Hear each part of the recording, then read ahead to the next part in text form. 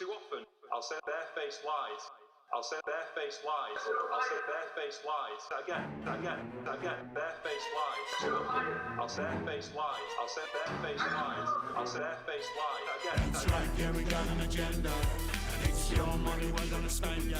Because we want where it's all gonna end, yeah. Because you think we never want to defend, yeah. Because when the truth becomes so easy to disguise, you get shooting cold, overgrown, postal phone, barefaced lies.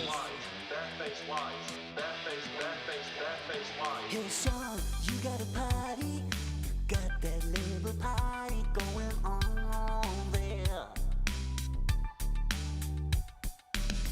Keep to the left, you can't think right, so everything you do goes wrong, yeah. Incompetence just leads to disaster. Corruption brings it on even faster. What you say? That's right, yeah, we got an agenda. And it's your money we're gonna spend, yeah. Because we want where it's all gonna end, yeah. Because you think we never want to defend, yeah. Because when the truth becomes so easy to disguise, you get shit cold, overgrown, postal phone, barefaced. That's right, yeah, we got an agenda. And it's your money we're gonna spend, yeah. Because we want where it's all gonna end, yeah. Because you think we never want to defend, yeah. Because when the truth becomes so easy to disguise, you get shit cold, overgrown, postal phone, barefaced lies. Barefaced lies. Barefaced lies. Comrades, you always told us you'd build us all a new Jerusalem, yeah.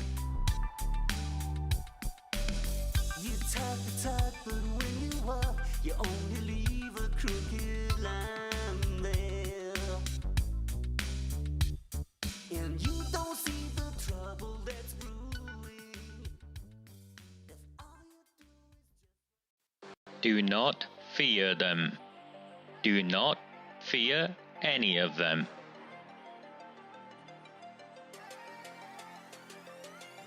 On the 20th of November 2003, James Ignatius O'Rourke McMahon was elected councillor for the Failsworth East Ward of Oldham. Deeply ambitious, he ruthlessly rose to power, and by 2011 he was already leader of the council. In 2015, exploiting a Labour Party loophole, he became MP for Oldham West and Royton. If only the people of the town knew then what they now know. Do not fear them. Do not fear any of them.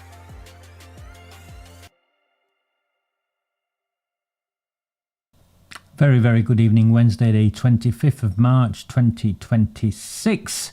My name is Raj Himia. This is a Recusant 9 transmission. My apologies for Monday evening. In the end, I just couldn't be bothered. We'd put out considerably vital content on the cover-up of the grooming gangs, specifically around Birmingham over the weekend and Sunday night. And there just was minimal engagement in both the YouTube video and the actual content online. So I'm not really sure what there is I can do. It is instrumental, I think, that the cover up the national inquiry be held to account. It's not always exciting work, but the news of what actually transpired in Birmingham from as far back as 1991, confirmed by the council, confirmed by senior academics, confirmed by the local newspaper, and we drew the various dots, joined it all up together, and we showed that actually the chief executive for at least part of that period from 1991 to when the police were forced to admit that they were covering up and hiding ethnicity, which was in 2010. So over that 19-year period, for at least part of that, the chief executive was a senior establishment figure, Sir Lyons, indeed, who went on to oversee, be in charge of the BBC Trust around public accountability. He was advising on public accountability. So I think on reflection and looking back, there's several things. One is not one of the MPs or mainstream news agencies have picked up on that. And I think that just shows how powerful these people are. The fact that GB News, for instance, or Talk TV, for instance, who have been pioneering some of this work in the mainstream, taking it further than any other legacy media outlet has done, they decided not to run with the story of clear evidence of the cover-up in Birmingham as far as 1991, clear evidence that West Midlands police were hiding information, clear evidence of the police themselves acknowledging at least 700 children, and that was just one snapshot of one instance in that 20-year period or more. It makes it extremely difficult to continue this work. We are a small community. We're a small community because of the ongoing legacy media blacklist of myself and my work. And despite that, you can either believe that the National Inquiry was forced by a whole host of people who never made any difference on this issue and never asked for a political solution to this, or you can believe that it was made by a small team of campaigners with your support. And it is genuinely disheartening. The terms of reference are just about to be announced. The Conservatives, the Reform MPs, not one of them have picked up on Birmingham and run with it. Charlie Peters, GB News, Talk, any of them, not one of them have picked up and run with it. And if you look on the X or on Facebook, you can see how, I don't know what to say. You can keep going on about Sadiq Khan all you want, and all of that ranting that goes on, and suddenly there's tens of thousands of views and engagements. But here, where it's proven, and where questions should be asked, people don't seem interested. And I would ask that you reflect and ask yourselves why. Because I don't have the answer to that.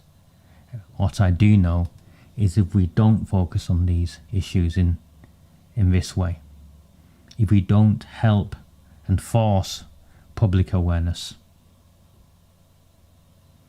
then we will lose. And this will all have been for nothing. So, I won't go on about that anymore. Just wanted to start with that and for you to reflect. For you yourselves to reflect.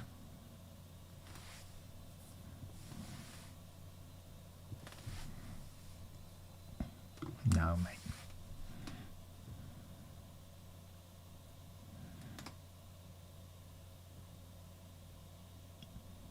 All right.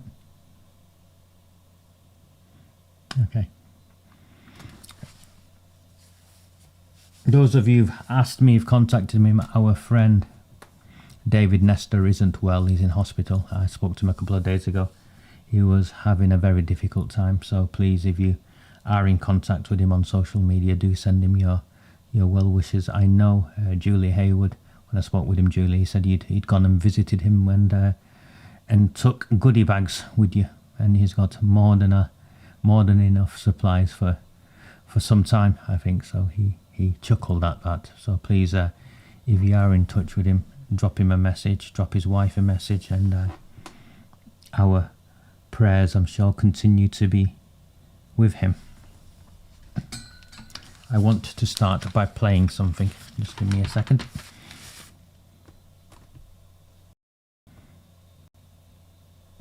Go ahead. Mum, it looks like Whitlock got hold of those Home Office documents via Freedom of Information request. You think you're stronger than me? I don't think I'm stronger. Okay, so that is a BBC drama series, and the reason why I showed that is what these people do, whether it's the BBC, whether it's GB News, all of them. they introduce into the mainstream space a narrative which then becomes established as fact, as concern, as legitimate, because that's what they do. That's what the legacy media has always done. They've been trying to do it extensively over the last few years to do with toxic masculinity and young white boys and stuff. So whilst everything else is going on in the world, they're trying to focus on working class white boys, if you remember that stupid Netflix propaganda. And they do this subtly, sometimes overtly, like, you know, and sometimes subtly where if you didn't pause to think, you'd miss it. But it's all on purpose. So now what we have a situation is freedom of information requests are somehow the activities and actions of extremists. Filling in a form and submitting it to the government, asking questions of what it has done, is now suddenly a danger sign of extremism. And predictably, news is emerging that the government wants to restrict freedom of information requests. Now, why would a government neck deep in cover-up after cover-up, scandal after scandal, want to restrict freedom of information requests? And why is the BBC doing what it is doing? I think it is very clear, don't you? Now, it is with that, I want you to keep in the back of your mind that I'm now going to do an extensive deep dive into a GB Originals interview between Charlie Peters and one of the leading lawyers in this space around the grooming gangs. And his name is David Greenwood. Now, I know David Greenwood. I've sat next to David Greenwood in a meeting, in presentations, and I think he's an honourable man, first and foremost. I also know Charlie Peters, and I believe him to be a decent person who is going places and will have a distinguished career.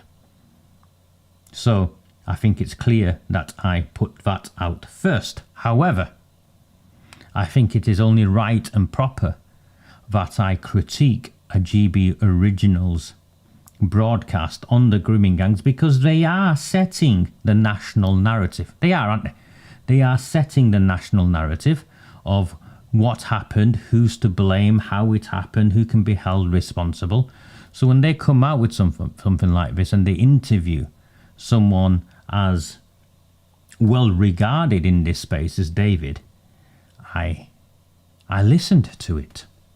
It was about 50 minutes long, so get ready for a lengthy one this evening if you're around, because I'll be pausing it and stopping it at various points. But I was left disheartened, because this shapes the narrative. Now, to my friends in GB News who are watching this, you are more than welcome to contact me. Put me in front of a camera and interview me in the same way you've interviewed David Greenwood and others. But you won't. And I think it's very clear to all of us, and more of us definitely, who join on this journey, as to why you won't interview me. And it has got bugger all to do with Ofcom. For those of you who are interested, they interview extremists and nutcases all the time and allow them to have and air their views. So it has got nothing to do with Ofcom.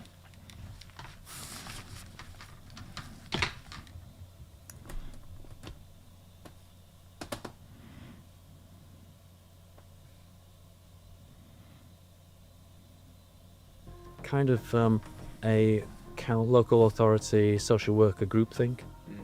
It's not our fault, it's the girls' fault. People at the Home Office who are dealing with this don't understand what they're dealing with. They need to get some experts in to advise them.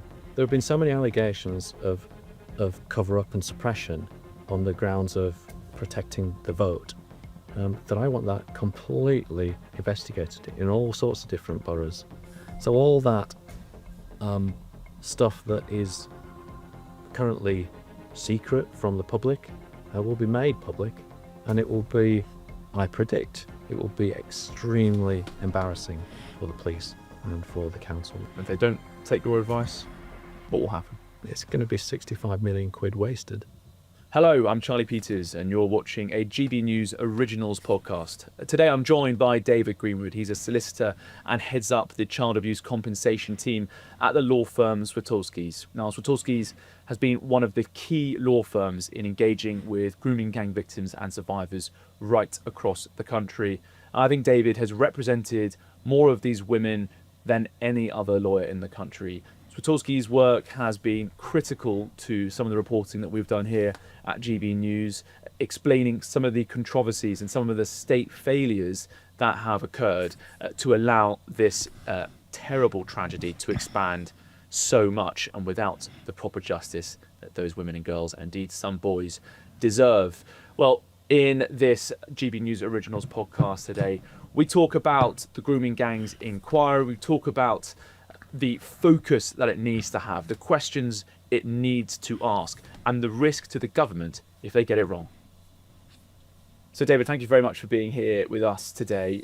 Talk to me about your background. How did you get involved with this work, and how much of it have you done? So I've been a lawyer for victims of child abuse since I started as a young lawyer in 1992. I was working in criminal work at that time, and some of the guys that had been arrested complained that they'd been abused in children's homes back in West Yorkshire, and I took on their cases, and my work has kind of evolved from there. In 2012 I was asked to look at this case in Rotherham, where it was alleged back then that the police had not been paying attention and that the councils had done next to nothing when women were suspected of having been picked up and abused by Asian men in Rotherham. I scratched my head and thought, well, how on earth am I going to do this case? But I stood back and planned it and worked it through legally and gathered the evidence, and I was thinking for a good long while that I was barking up the wrong tree. I thought, how are we going to succeed on this? Nothing like that had ever been done before. And then Professor J had done her report, and in August 2014 was it? Sorry, 2014. Her report came out, and I thought, wow, someone else thinks the same as I'm thinking. So my work on exploitation started from there. Yeah. And since then, you have represented hundreds of women involved in what's now known as the grooming gang scandal, not only in Rotherham, but in towns across England. But just going back to some of that history between the early 90s and you getting involved in the Rotherham cases, I know your colleague at Swatowski's, the law firm you work at, obviously, Amy Clowry, she's from Rotherham. She's spoken about how even when she was growing up at school, some of this abuse that we've seen was obvious to her, and teachers knew about it as well, because girls were literally being picked up by these predominantly Pakistani men, these gangs, outside the school gates. As you were working on this from 2012, I know you're not from Rotherham yourself, but did you get a sense of this problem from other sources? I know there was some journalism going on from Andrew Norfolk at the Times as well, some, the first proper reports into this in South Yorkshire. How much of an understanding did you have before you took on the case in 2012? Well, speaking personally, I come from a place called Dewsbury in West Yorkshire, which encompasses, or has encompassed, an investigation which is ongoing by West Yorkshire Police about this type of thing. I saw it when I was back in the 1990s. The taxi drivers park in a particular place, or used to park in a particular place in Dewsbury, and there were always young girls hanging around that part of town. One assumed back then that the police would deal with it. Obviously, in hindsight, we realised that they weren't. So that's my personal experience of it in Dewsbury. In terms of other sources of the type of evidence that Amy is speaking about, yes, I heard about that from the women that I spoke to back in 2013 and onwards. And I was aware at that early stage that there was something going on in Oxford, the Operation Bullfinch investigation. So I was aware that around the country there were rumblings, and there was obviously Andrew Norfolk's talk about this, but not a lot of pickup from other institutions. And it looked, recognition of this type of failure by statutory organisations, councils and the police was not really being recognised at that point. These institutions had to be dragged, in many cases, into recognising their failures. And that's a core part of your role, isn't it? You're not leading the investigation into the men, or indeed some cases the women who support the gangs and the abusers. You're seeking support for the women who are demonstrating what's happened to them and the failures by the authorities that should have protected and supported them. It's compensation that you're looking for them to rebuild their lives. How do you go about that? What sort of evidence are you gathering? And talk us through, in the hundreds of cases that you've worked on, more I suspect than any other lawyer on the grooming gang scandal as it's known, what have you uncovered in some of these cases? Right, so yeah, you're right. We pursue this. It's the blunt instrument of trying to get compensation for these women. Alongside that comes recognition for them, comes perhaps a contribution towards some counselling. We have links with organisations that can provide therapy. And before I go any further, I should mention that anyone listening to this ought to think about getting some therapy, because it's much better than suffering in silence. There's an organisation called the Survivors Trust, which is an umbrella organisation which can direct a person to a local organisation that can provide therapy. So please have a search for the Survivors Trust. They may be able to help you, because that's really important. So as well as trying to get apologies from councils, trying to get therapy for women, we use the blunt instrument of getting compensation.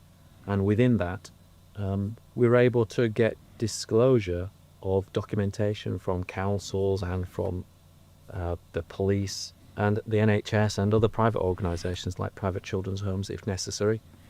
And so this documentation can reveal what social services knew, what social workers knew, what police officers knew at the time. And also what they think. It's remarkable in some of the files that I've uncovered through requests, how some of the social workers speak about the girls that they're caring for in such denigratory and in such a negative style, referring to them basically as unruly, or in some cases outright saying that it's their fault that they're being abused. You must have encountered this so many times. Yeah, all the time, yeah. But the records dating back to the 90s and the noughties have that kind of thing in them. Girls are called child prostitutes. It's really disgraceful to consider that. I was working alongside social workers at that time, trying to find resolution for people who had been abused in other settings. Yeah, it's pretty awful that they were thinking this. But it was kind of a local authority social worker groupthink. It's not our fault, it's the girls' fault, when in reality they have a duty to do the best to protect them. So going back to the documentation, we can I want to pause it there because there's a couple of points I want to pick up on in the way I pick up on these things. So I think it's only fair we do this. There's a very early on, the context is put in there. This is only a small proportion of sexual abuse. So the stressing that the grooming gangs are only a minority of child sexual abuse overall is a defensive mechanism repeatedly used by, in my experience, the left-wing politicians and the Pakistani gangsters and Islamists who defend this. What about the abuse in the home? What about this? What about that? Why you keep focusing on this, Raja? It's weak. For me, that's weak because it's the sort of standard disclaimer. It is designed to protect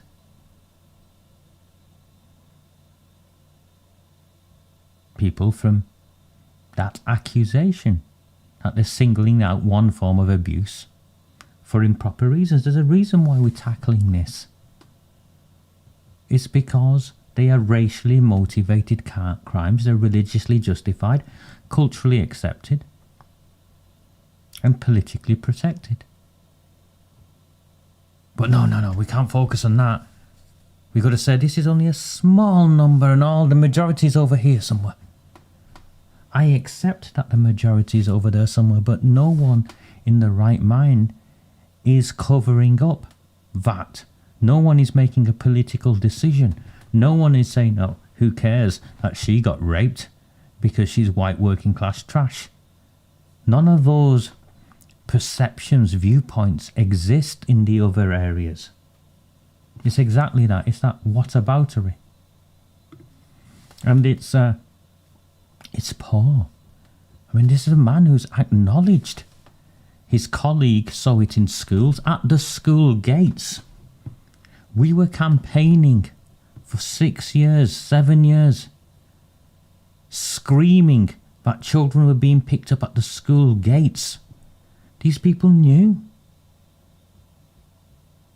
He'd witnessed it himself in where he lives in Dewsbury, and made the assumption this is a senior lawyer, an exceptional senior lawyer. What sort of difference would have been made 6 years ago, 7 years ago, if people like them were to come forward and lead this campaign?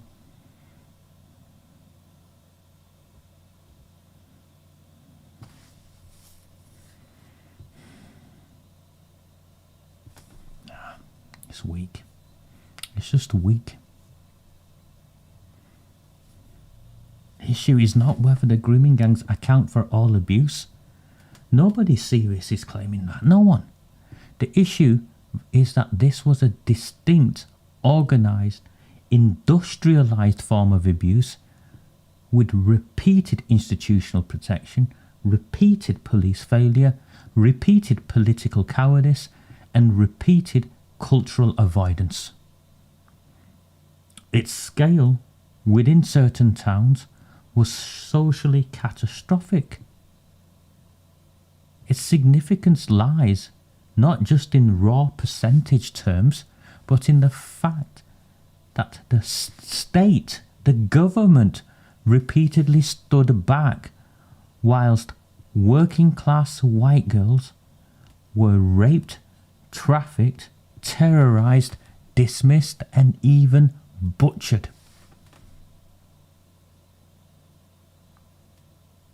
What is wrong with articulating it like how I have just done? Am I angry? Am I ranting? Am I doing anything of the sort? No.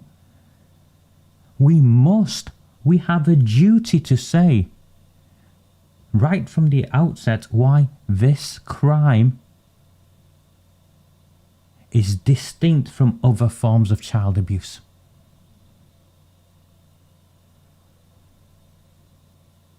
And they won't. You're conceding moral ground before we've even started.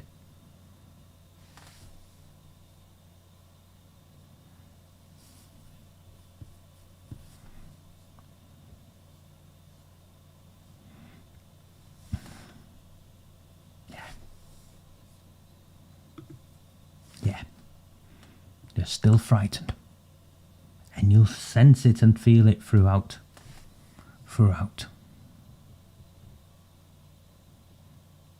I'll continue in a moment. If you are new to me, my name is Raj Amir. I have been at this for approaching 8 years now. Prior to this, I had a career in counter-extremism, 20 years safeguarding communities from the Al-Qaeda nutcases and protecting children. That's who I am. That's why I'm here. And contrary to what the jihadi boys want to say and claim, I have a genuine love of children and a love of my nation, and I will do whatever I can to protect all those who live here, belong here, and call this place their home. You can support me. My work is 100% community funded. Or you can just share the work, completely fine. I am reliant on a small number of people who continue to support me. Most of them do so with £3 a month. That's it, 75 pence a week. And those who can't, they probably buy me a coffee once every month or once every couple of months. And that's how I live. It's as simple as that. And because of that, I think in the end, I'm in a blessed space because I am genuinely independent. I'm not reliant on anyone. And every now and then someone comes along and says, I gave you £3, I gave you £5. How dare you say this? I don't agree with it. I shrug my shoulders and said, off you go.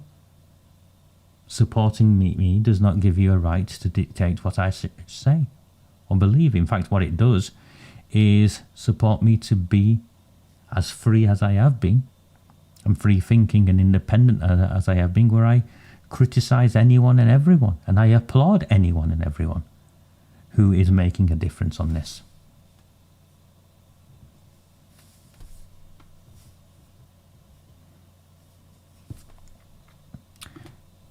Very good evening, Terry. Very good evening to you.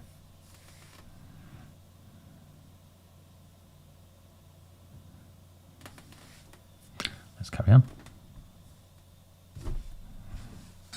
I need my headphones on again. Cover this type of documentation and work out not just what the girls were doing or what the police, what contacts the girls had with the police, but also how much the police and local authorities knew about individual perpetrators, whether they've been doing this before. The thing is, councils and the police have responsibilities and duties to try and disrupt the perpetrators, so they can knock on their doors, threaten them with arrest, give them these warnings to keep them away from girls, and basically disrupt their work, their opportunities to take advantage of these girls. But they weren't doing that. I've read series after series of police records where girls are just reported missing and very little is done to actually investigate why the girl's missing. Yeah. So many cases like this. Often there can be dozens of missing persons reports, and they'll take a line from the social worker on the police report saying, they're regularly going missing, and that's just who they are and what they do, and the police just ignore it. You say that you saw much of this in the 90s and the 2000s. Of course, some of these reports have continued into the last decade as well. We've seen cases at GB News in Glasgow where one girl was chastised for wearing too much fake tan, even as she was appearing as an important person to speak to in a child abuse investigation. I know you said the bulk of it from 20 or even 30 years ago, but that mentality does still exist in the system. Where do you think that's coming from? I know you say it's groupthink, but there has to be an origin to it. Is it classism? Do they look at many of the girls in care specifically, or girls being abused by these men in general in a particular way? Are there judgmental perspectives about children that aren't? It's hard to say from my point of view. I'm just a lawyer. I do know I've been around police officers, all my working life, and I do know that they are sort of, if not taught, they are conditioned to stereotype people. If they see you or I walking down the street, they won't give another look to us.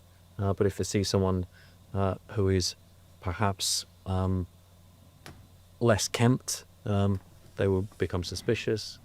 That's what they do. That's what police officers do. So this girl may be demonised in some stereotyping them into a particular class of the person. Yeah.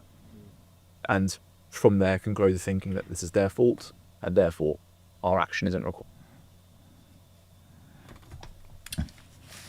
Just stop there again, and you can see I've got no notes in front of me or anything. I've listened to this. I wrote some notes down for myself, really, just to reflect on over the last few days. These people all continue to push the narrative of vulnerable white working class girls.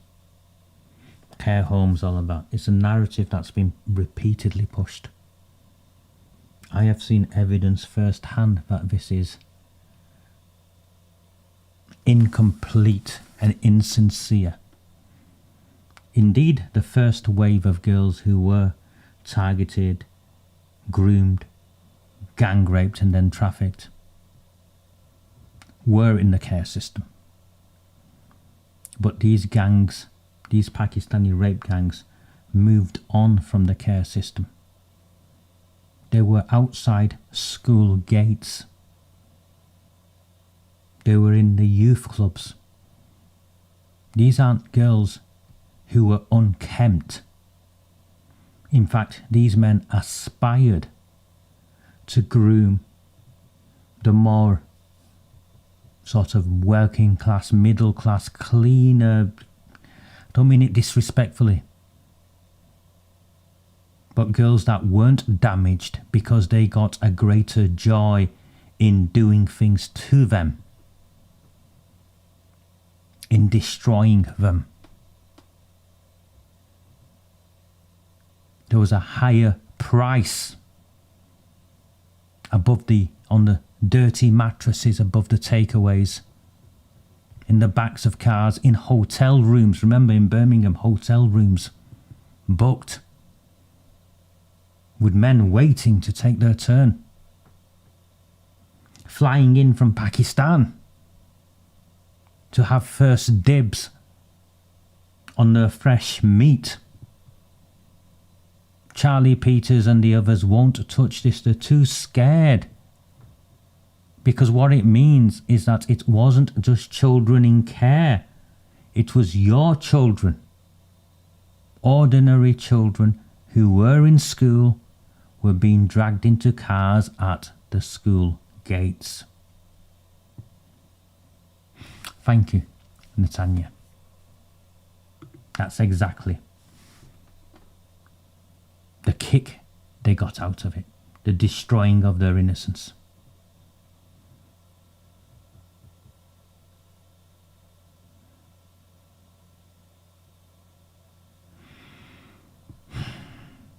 They won't go there, will they?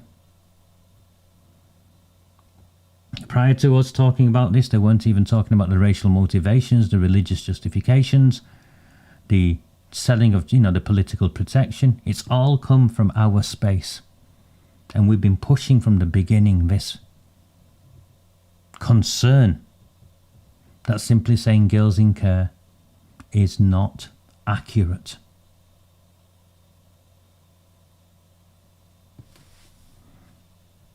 That's exactly what they were doing.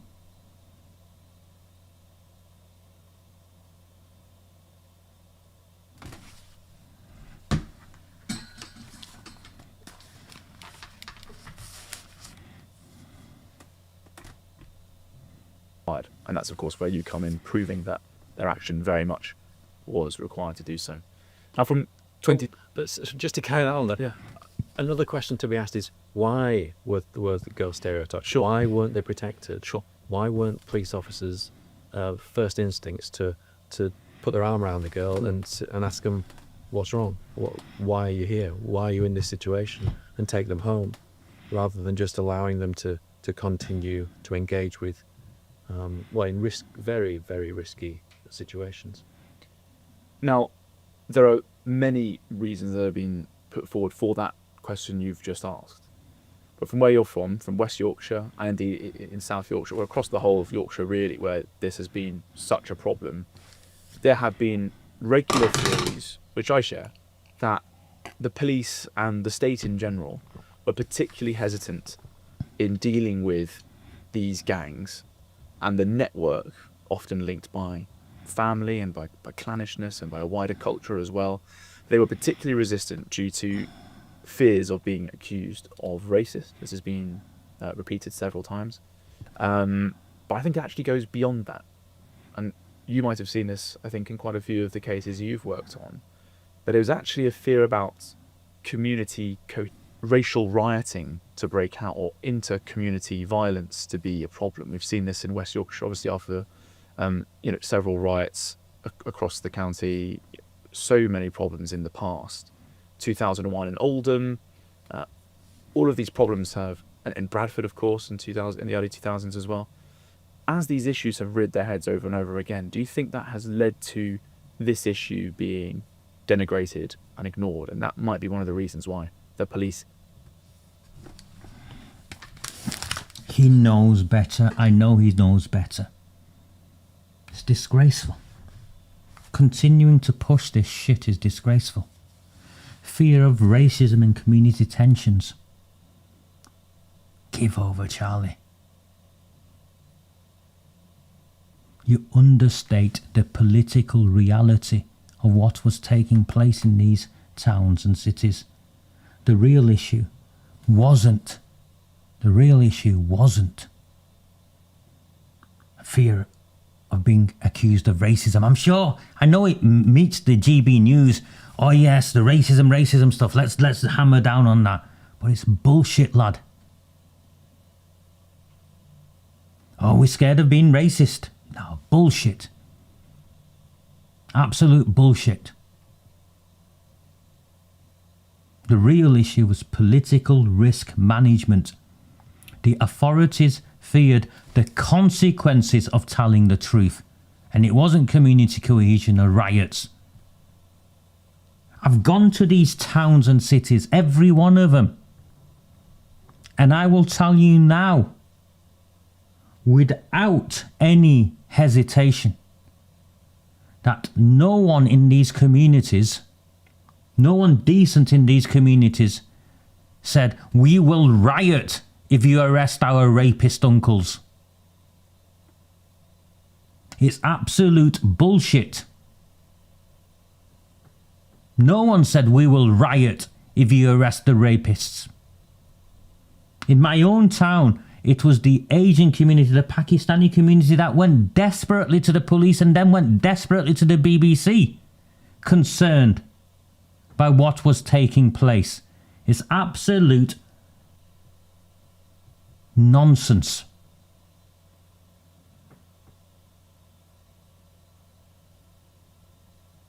We know the authorities feared accusations of racism, but there's nowhere is that quantified. And even at best, it's only part of the story. The deeper issue was the political risk. Councils, police and politicians feared the consequences of confronting this problem openly. This isn't about cohesive communities. I helped design the government's community cohesion strategy. That's bullshit. Nowhere did in the community cohesion strategy did it said, oh, for cohesive communities, we must look the other way to the gang rape of children.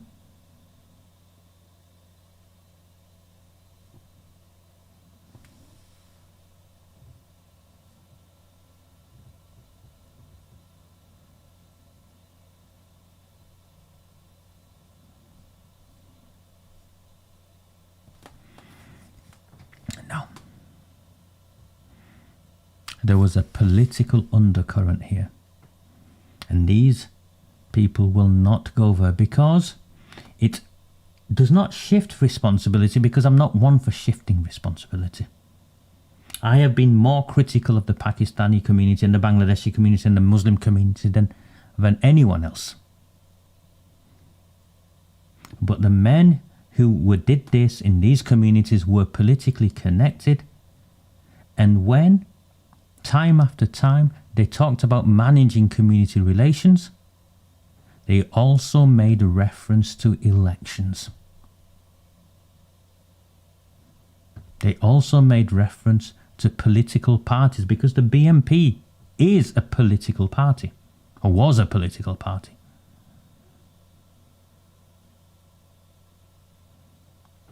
So no, Charlie. It's easy, isn't it? Blame the ethnics, blame the ethnics. Fear of racism.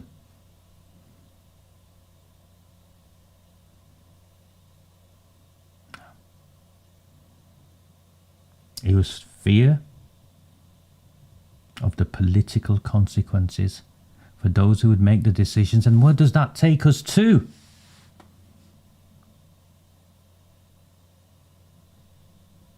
Who would suddenly stop voting for these people? It's clear, isn't it? the people who control the postal votes. Oh, why would they do that? Because the people who controlled the postal votes were one and same of the clan members who controlled the heroin dealing and who controlled the child trafficking.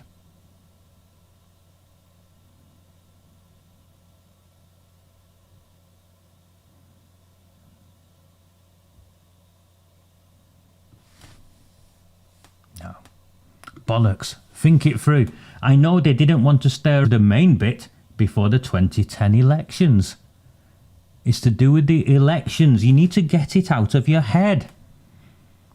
That somehow they'll be stirring up racial tensions as a consequence of arresting child abusers. There won't. There never was. There's no evidence of it whatsoever. What do you think? The imam's going to give a sermon at the mosque and 10,000 Muslims are going to march because we've arrested 100 men who gang rape children. It's bullshit.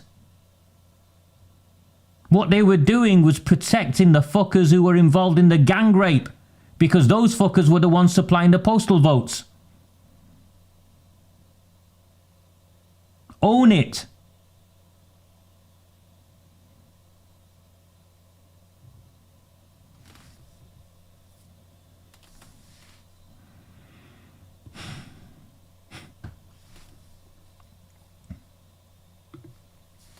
Thank you for reminding people to hit like.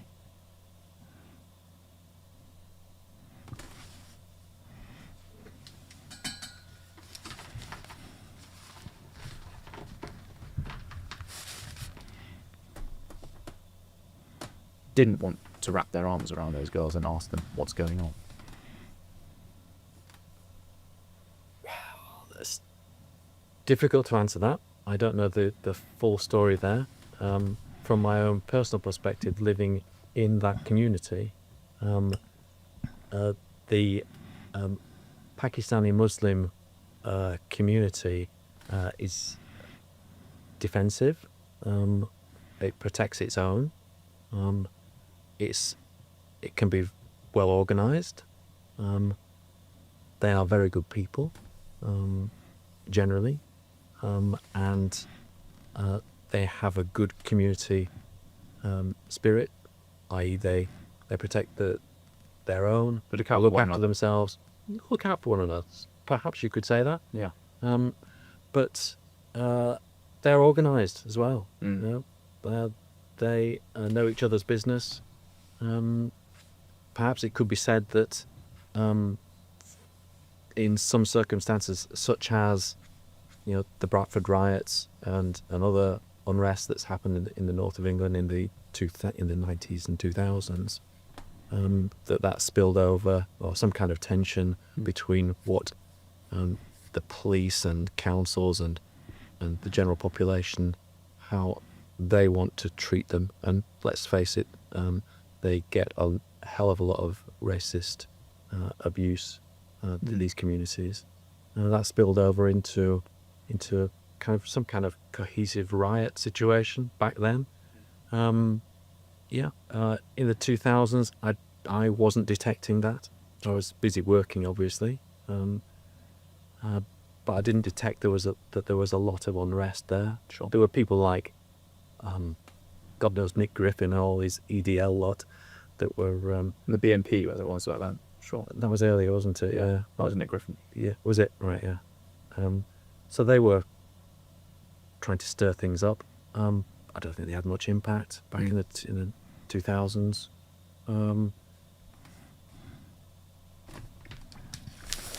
So he hypothesizes the stirring up and the fear of the race riots, and he ends up in the same place we are. He didn't sense that was a genuine concern. So we know it wasn't a genuine concern. We know it wasn't. I witnessed it firsthand in Rochdale. I was working on counter-terrorism at the time. I remember a Saturday. I was going back to my car, and outside the town hall there was an EDL demonstration. and they were shouting and screaming, professing to care about the grooming gangs that had gone on there. And I witnessed it firsthand. They were spitting at elderly Asian women who were going about their shopping and trying to attack children. They got no support from the immediate community in Rochdale. White, black, Asian, whatever. There just wasn't. Had nothing to do.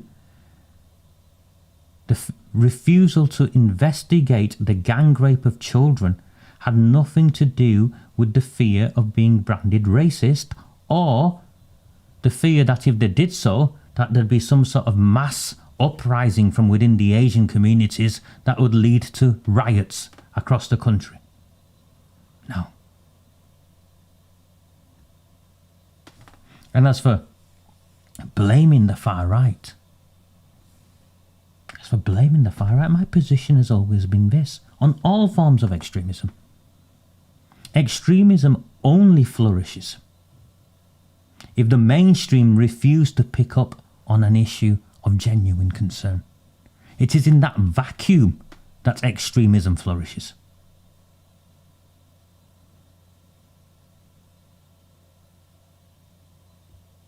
Now, Nick Griffin got prosecuted for drawing a correlation between the Pakistanis and the grooming gangs. Wrongfully prosecuted, in my opinion.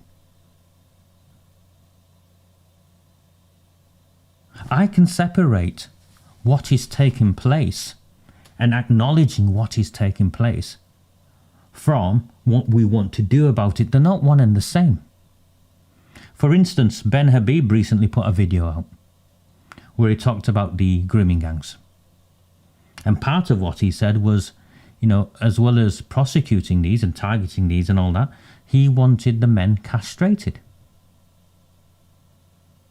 Now, I'm not saying yes or no to that, but what I'm saying is the going after the grooming gangs, going after those involved in the cover-up, is different from the actual punishment. Now, the BNP had a particular perspective. Restore Britain, to this day, have a very particular perspective. Not one I necessarily agree with, but that doesn't mean that we don't address the issue of the grooming gangs. And these people did not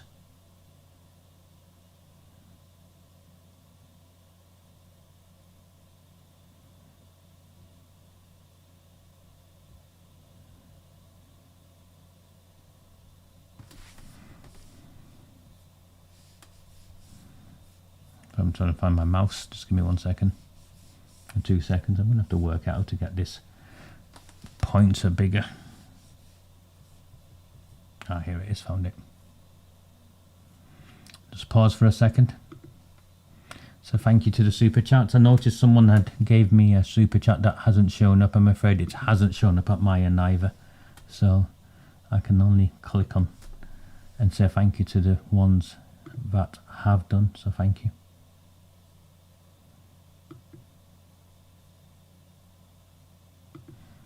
Thank you, Ian. Thank you. And my apologies to my friend Gary. I had a coffee with him earlier and my phone rang and I had to rush to my school to visit my daughter who had something wrong with her eyes. Of course, the what wrong with her eyes quickly disappeared when I put some eye drops in, and she realised, and the school realised it was nothing more than a bit of hay fever. But apologies, mate, for rushing off earlier this morning.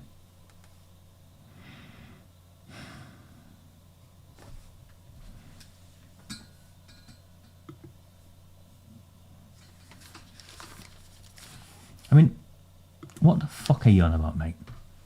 Time is up, we have had enough. What does that mean, Mr. Ultra-Nationalist? What are you going to do? Go on, what are you going to do? Time is up, we have had enough.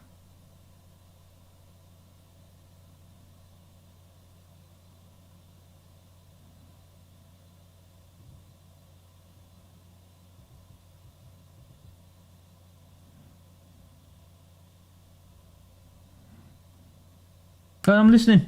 I'm having my Vimto. Might get some chocolate.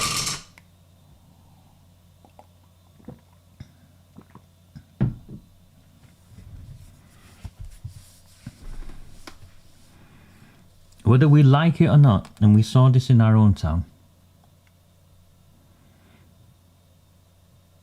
time after time after time, the authorities who tried to cover this up desperately tried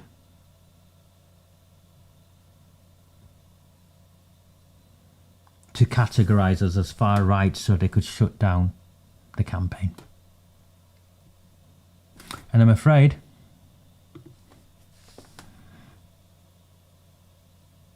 that is what just makes it easier.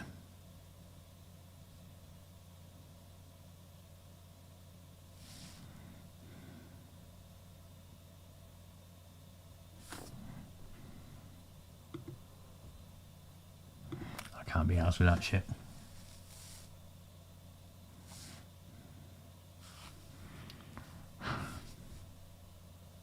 I'm very clear. Yes, blame these men, blame their cultural practices. I do. Blame their religious interpretations. I do. Blame the communities that protected them. I do. But also hold to account the politicians and the police and the policy officers, the social workers that all benefited from this.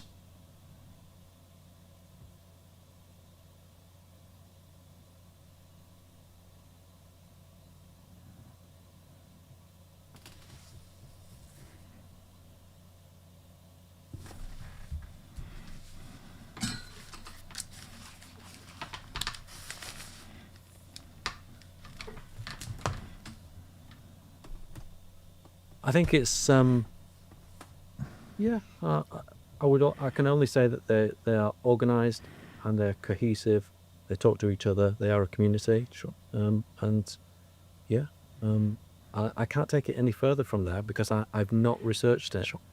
I would like to know what I would like this inquiry, the Grooming Gangs inquiry, to investigate this. Absolutely. So, since you started working on these cases in 2012, there's obviously so much has happened in the coverage and the development of this issue and how it's understood in the country. We had the XSJ that came out in 2022, released the same day that Liz Truss resigned as Prime Minister, and so perhaps didn't get the coverage it should have received.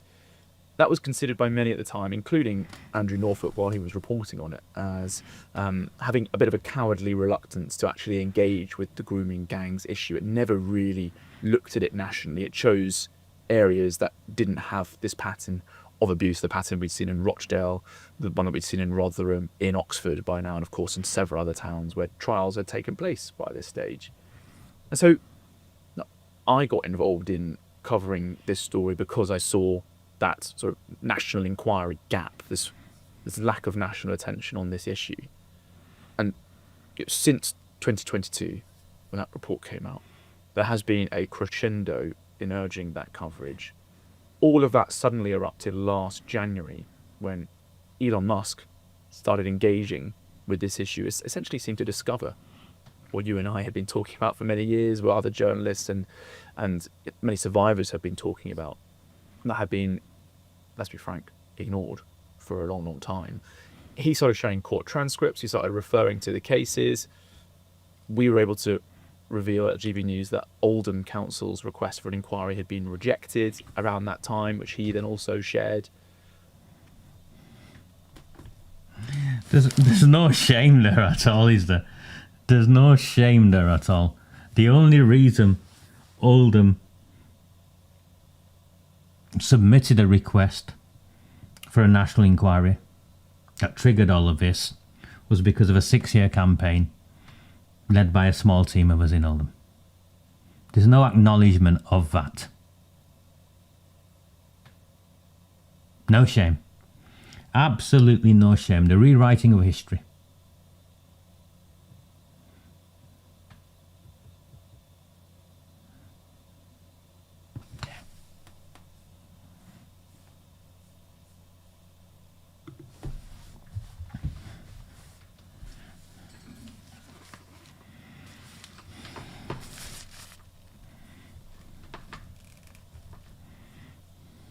It is.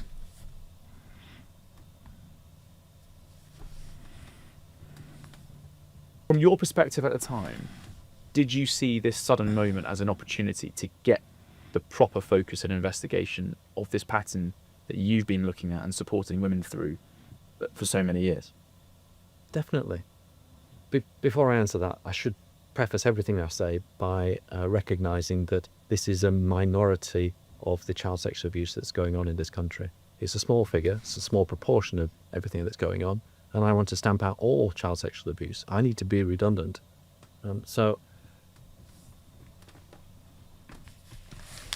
There you go, you heard it there. Midway, pause straight away. Small proportion. This is a small proportion of child sexual abuse. I want to deal with all of it. You heard him. You heard him.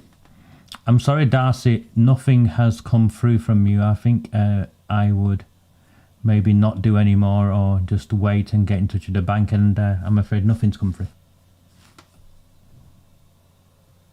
I put all the super chats have come through, and the last one came through from Gary. I don't know why he's giving me a super chat. He bought me my coffee this morning and my jam and toast.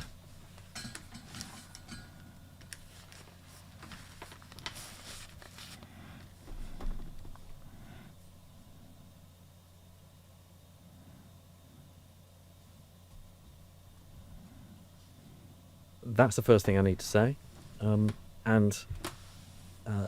In terms of the recognition of it after 2022 and the Elon Musk intervention in January 25, I welcomed it, absolutely welcomed it, because this is something that I've been working on for a long time, and I want to absolutely get to the bottom of.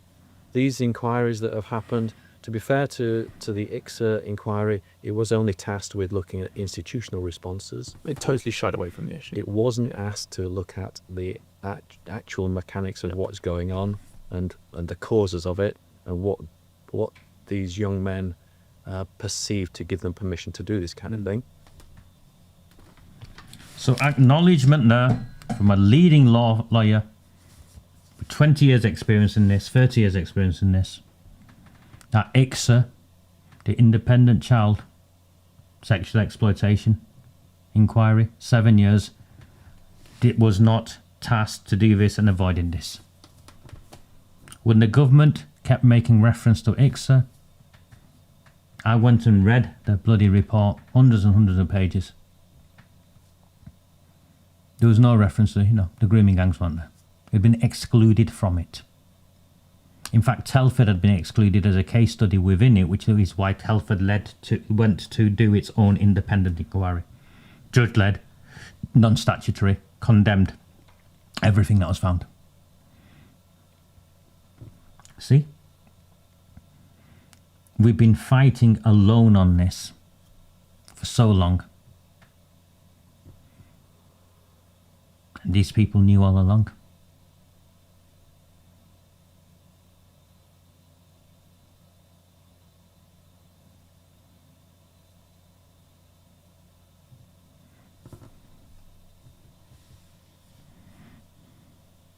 I'm afraid I'm very, very clear on this, and I have been from the outset, religiously justified by these men. It goes back to Pakistan and the religious justifications there. Now, if you want to argue that this is an Islamic thing and it's what all Muslims do, then you're in the wrong place. Because the vast majority of Muslims I know, and the vast majority of Muslim countries, so for instance, if you go to Malaysia, if you go to Indonesia, if you look at the demographics of the Muslims from some of these places, they're not engaged in this form of behaviour.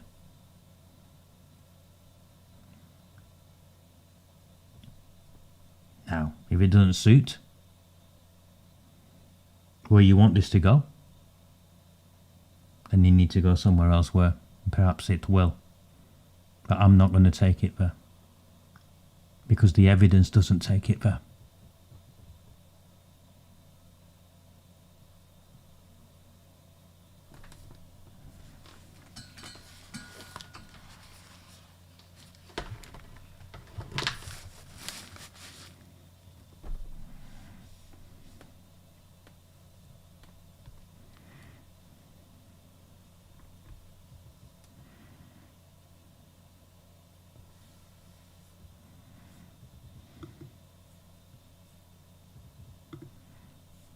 Thank you.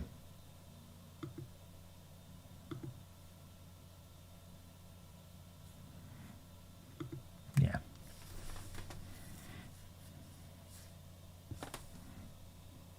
I don't care if you believe me or not. I'm sharing with you what I have found to be the case in the time I have been working on this. If it was anywhere different, I think it's very clear to the people who've been following my work and supporting me that will know I'm not in the business of lying, of covering up anything.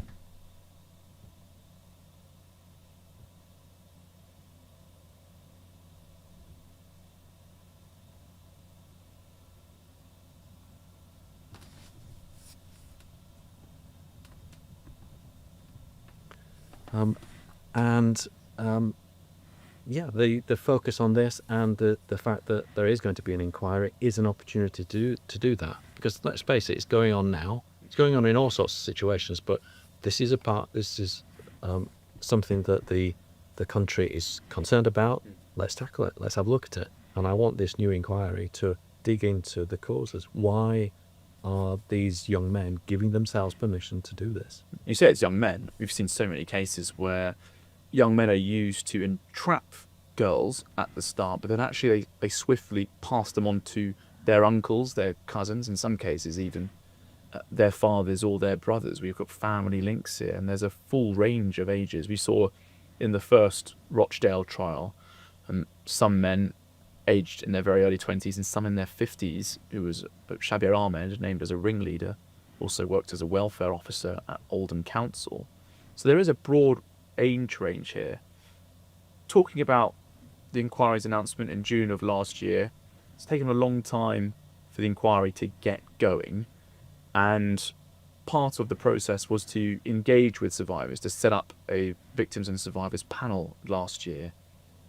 That started to attract a lot of controversy and concern in the autumn, around October last year, because many of the victims on the panel said that they felt as though the inquiry was potentially going to become a whitewash or not focus on grooming gangs specifically and risked being watered down. Many of the women who were saying that were represented by Svitolsky, someone who actually spoke out about this for the very first time. Yep. Having been represented by your firm for many years, this was the moment they chose to speak out because it was so important to them.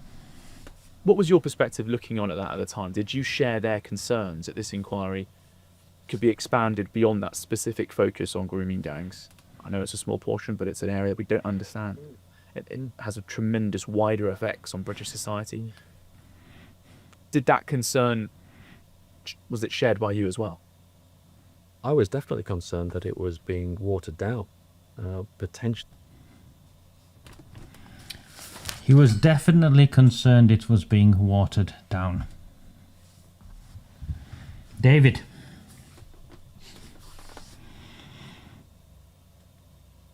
Did you not write to me, David? Essentially threatening me because I exposed how it was being watered down and how certain small group of survivors had been put on that advisory group with the specific task of making sure that it widened its remit. And on behalf of one of your so-called clients, you wrote to me and essentially threatened me.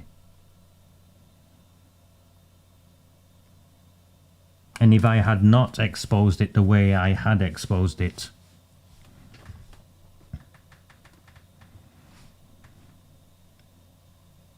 remember? The consequence was a legal letter.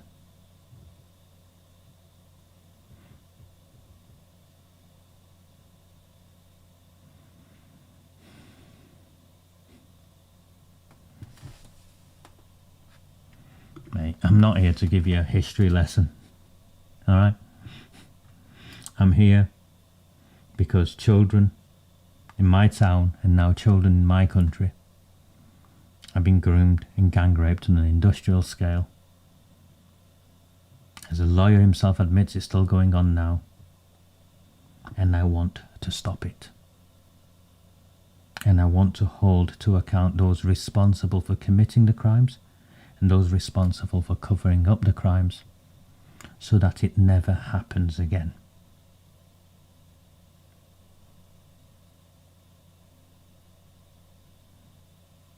There are many other things I could get involved in, I don't. I can't fix the world, and my opinion on everything does not mean I have to offer an opinion on everything.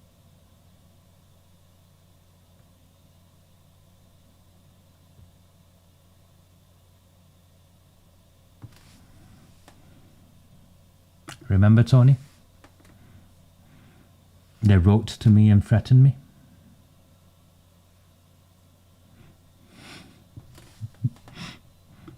Don't give some of these people ideas, Denise. I don't have a spare room.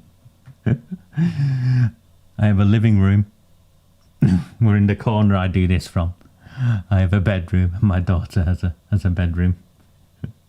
I'm afraid I don't have the luxury of that sort of space. But yeah, here's David Greenwood saying he was concerned. Yet so concerned, the one person who was exposing this, he wrote to using his law firm's letter-headed paper and threatened.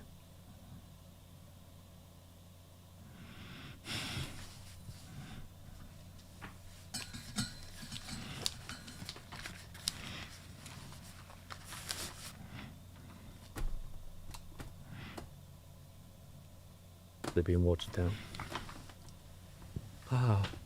I wasn't in on the panel, so I don't know exactly what they were told. I have seen some emails. Yeah. They were sent to the girls, or to the women, and it looked as though there was a kite flown that it could be expanded into different forms of abuse. They were asked that question specifically by the charity organising the panel. And I suppose that the government hid at the time behind the fact that it was a charity organising it, but it was all being sanctioned and approved by the Home Office. Yeah. And you can see why so many women who had waited decades for this moment were suddenly being asked, should we expand it again? Immediately trust in the process was affected by that. Yeah. One of the problems, and I will be critical now of the government, one of the problems is that the people at the Home Office who are dealing with this don't understand what they're dealing with. They need to get some experts in to advise them. What do you mean by that? The civil servants working on the process? That's working on it. Yeah, I don't trust that they have any expertise in this. If you ask me, the setting up of the panel was a mistake. It's bound to cause women to be re-traumatized and to fall out with each other, and that's not good. He's a lawyer, not a political analyst. The setting up the panel was not a mistake for the government. The setting up of the panel, and my friend Louise is here, she'll make reference to this because we've had conversations about this. The setting up of the panel was so they believed they could use survivors, manipulate them and hide behind them and say, we're doing this because we have been consulting with survivors and this is survivor endorsed. So that's why they set the panel up. They believed they could use, they could groom, they could manipulate the survivors. Oh, Verge, says Jess Phillips. Here's my personal phone number. Text me at any time. That is what is going on. That's why they set up the panel. You are indeed. Louise lost her YouTube account because she was promoting my work. YouTube actually deleted her account because she was promoting my work. Any day now, I suspect we will end up being shut down on YouTube.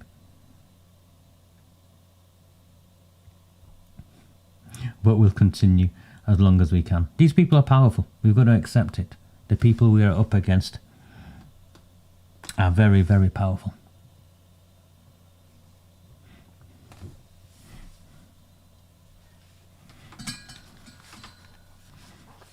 Charlie doesn't push back on that. He should know why they set the panel up.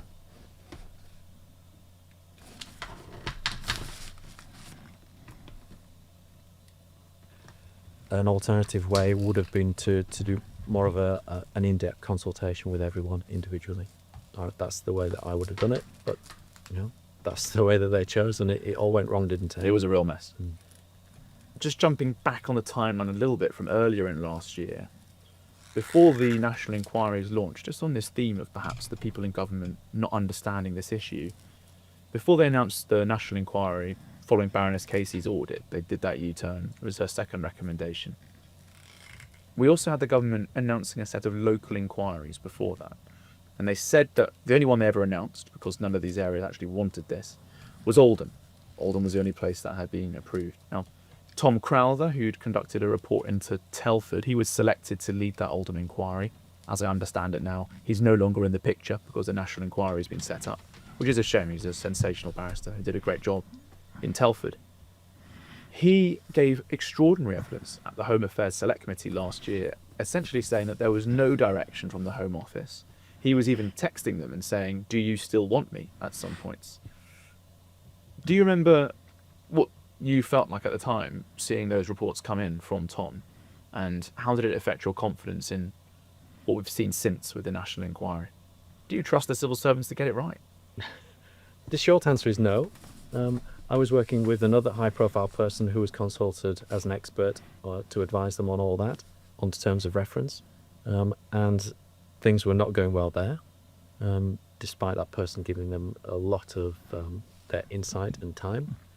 Was this since the National Inquiry was announced? That was at the same time. Yeah, okay. It was before it was announced, yeah. I think it was probably since, actually. Yeah. It was announced in June last year by Keir Starmer. I don't have any confidence that the civil servants there have any idea what they're doing with this. I'm hoping that a set of experienced experts and lawyers will come together when they are planning the inquiry to make sure that the terms of reference are properly devised and properly investigated. Well, there are dozens of public inquiries announced or ongoing in the United Kingdom right now. This is one of just two that doesn't have a judge or a lawyer at its helm. Now, I know you're going to defend your trade as a solicitor, but what do you make of that?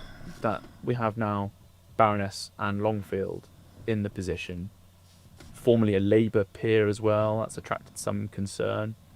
The two advisors are Labour figures, those associated with her to lead this. What position does that put the inquiry in? You say we need more experts, legal professionals who can really get to the grip of the forensic detail required here, and also, frankly, to ask the difficult clinical questions that are required of the causes. We'll get onto that later.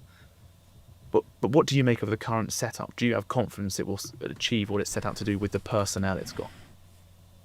So I'm looking at 3, 4, 5 years' time when the report comes out at the end of it, and to recommendations that will improve safeguarding for young women like this, to prevent this type of thing happening again.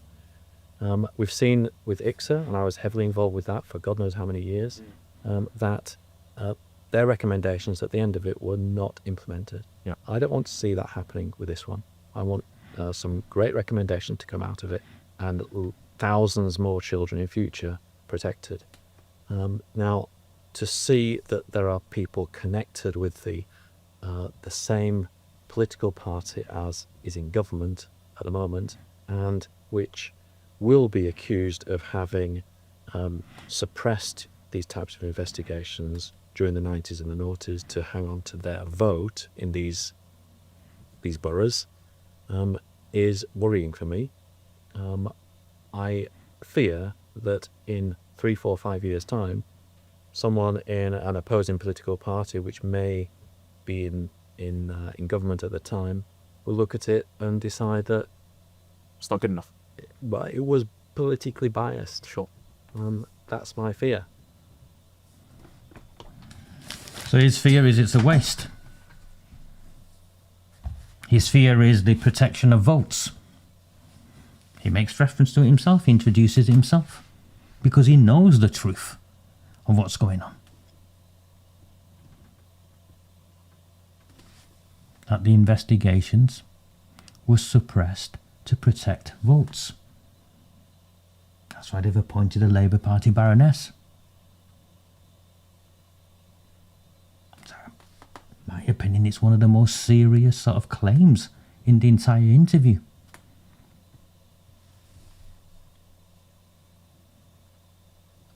If safeguarding decisions were shaped by electoral considerations, do you know what that is? He's a lawyer, he knows what it is. The term is political corruption. If safeguarding decisions were shaped by electoral considerations, what you are seeing is political corruption, and the political corruption is the consequence of selling children for votes.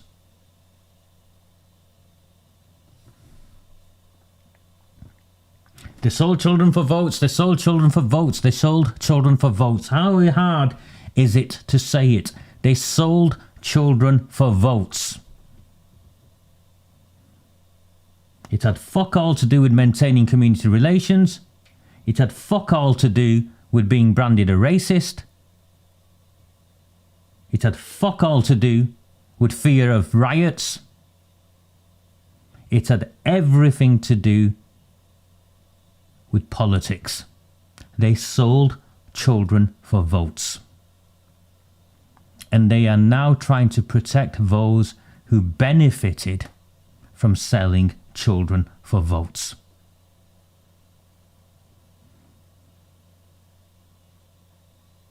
If you are new to me, my name is Raj. I'm approaching 8 years in this journey. 3 of those years spent on police bail, arrested as a racist, branded by Hope Not and Hate as a far-right extremist. In the record books of Parliament, I am down as a far-right activist.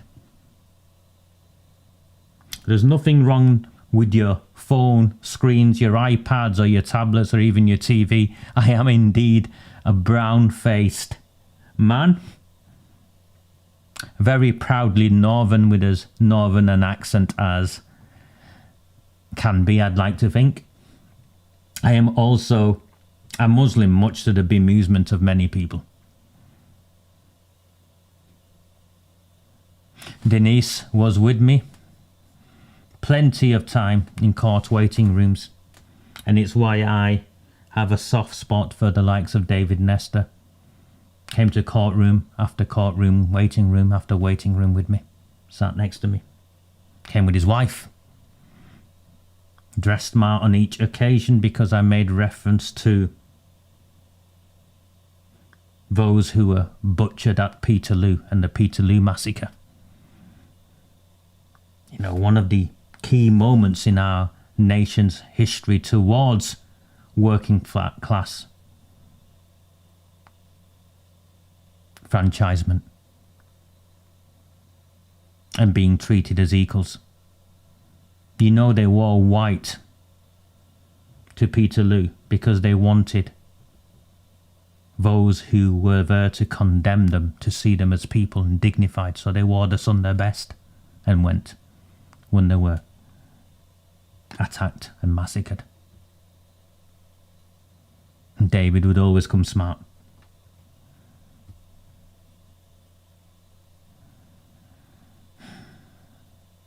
They sold children for votes. It is at this point I take a pause. There is half of this to go on with, and I will continue it, I think. Maybe this evening I'm considering. There is a website that I share all my work on. There's just under 1,200 people who have come on this evening. There's not been a single sign up to Red Wall and the Rabble. I can only continue to plead with you, because we are blacklisted by the mainstream media. Even though everything we have said, they are now echoing. They just don't understand it the way we do. Because there's layers and layers to this.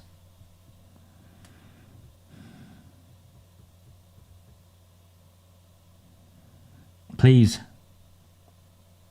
sign up to the newsletter. Please support me if you can. We have indeed lost a considerable number of paid supporters since January because people supported me for a year, which is fair enough. They're still engaged in the work. They still take value from the work, but they committed to a year.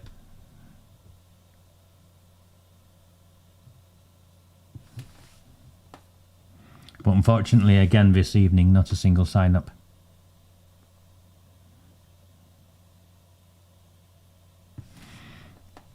I have been indeed described as a notorious unemployed conspiracy theorist. The person who described me that way was a so-called reporter called Neil Wilby, who worked with Labour Party politicians openly, attempted to have me attacked, to be silent so this wouldn't come out, posted pictures of my front door, details of my daughter, and claimed I was a police informant in the hope that I would be attacked and killed. The police knew and refused to even interview him or arrest him, whilst this man was posting pictures of my front door, details of where I lived, and claiming I was a police informant.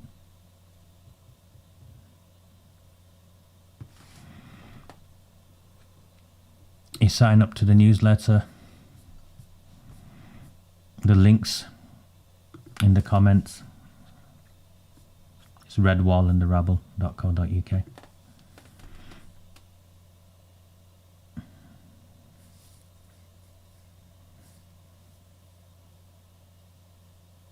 Indeed. The malicious blogger, we called him as, and proven liar. I hear he's not well, and he's terminally ill. I hope there's a place in hell waiting for him. I genuinely do. I hope there's a place in hell waiting for him.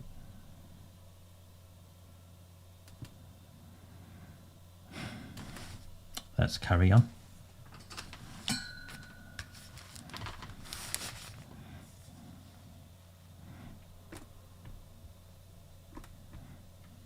Now I'm willing to, because a lot of the women, and I will go with what they feel about it. They're putting their trust in it, and I'm going to go with it. I'm going to go with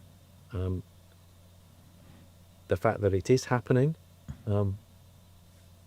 This is something that will actually happen finally. The women that I've talked to want it to happen. They put their trust in it. I'm going to do the same.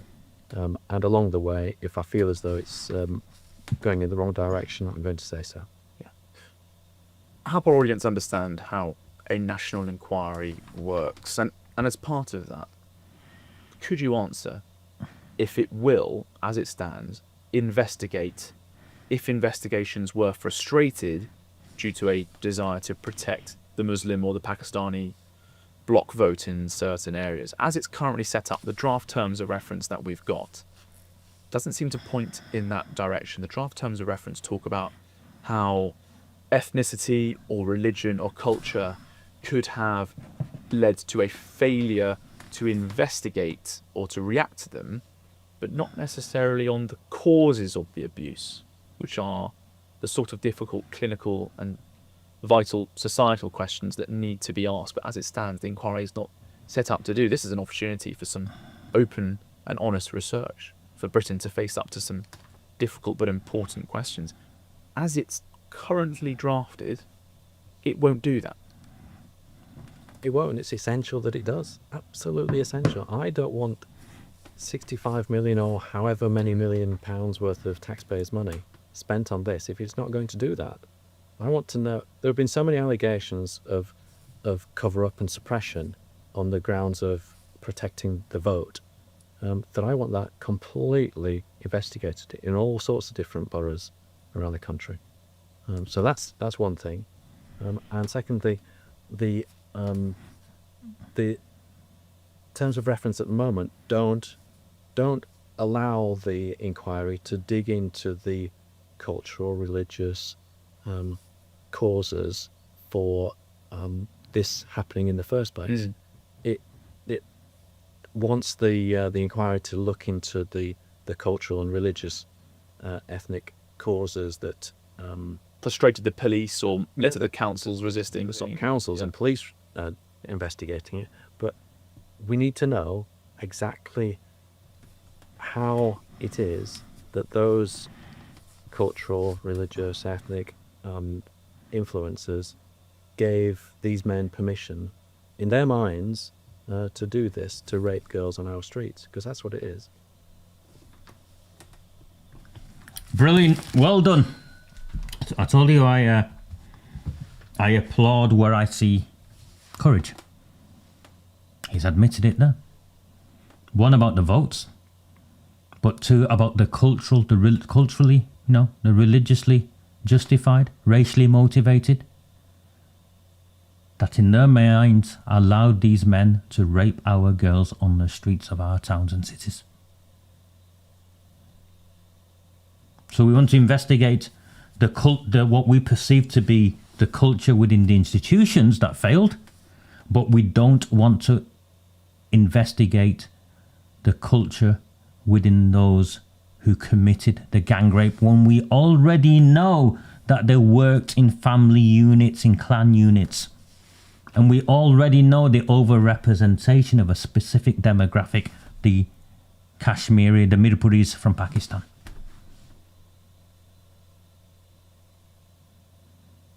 We don't want to investigate that. It's excluded from the terms of reference. What neither of them are talking about also is the fact that's also what's included from the terms of reference, which so many of you wrote to your MPs about, and your MPs who supported us then wrote to the Baroness in charge of this national inquiry, so she knows, so she can't avoid, she doesn't know, is the desire to go after those involved in the cover-up. We have to ask the question, who was involved in the cover-up? Who benefited from the block votes? Which police officers were having goes gang raping the girls before they dropped them off? We know this is the case in South Yorkshire, in Rotherham.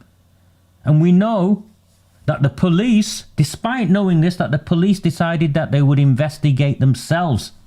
The police force responsible for the police officers gang raping little girls in the back of police cars were tasked with investigating themselves.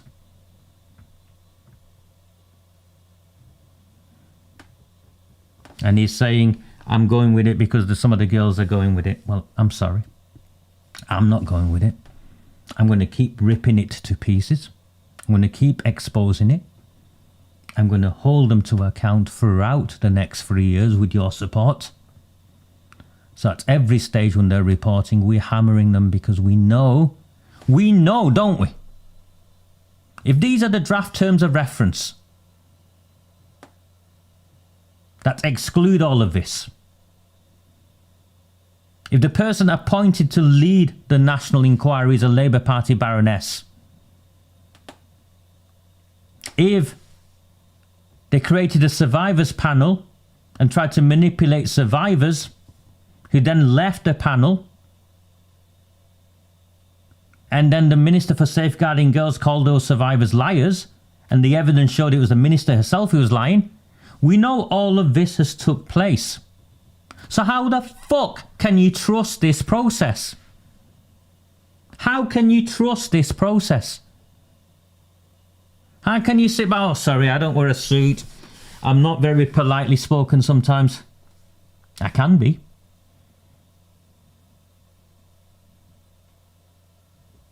But I've got to ask you a question. How can you trust this process?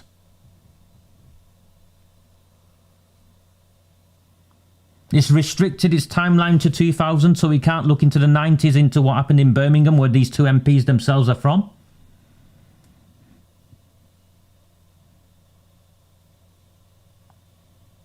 How can you go with it and think, oh, may some good will come of it? Oh, they might do the right thing yet.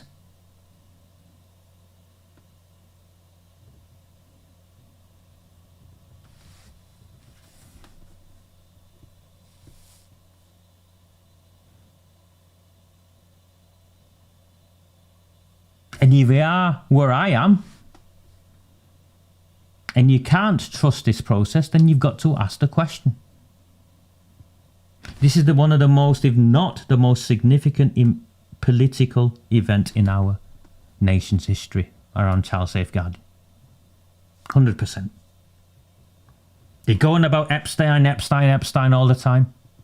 This is far worse.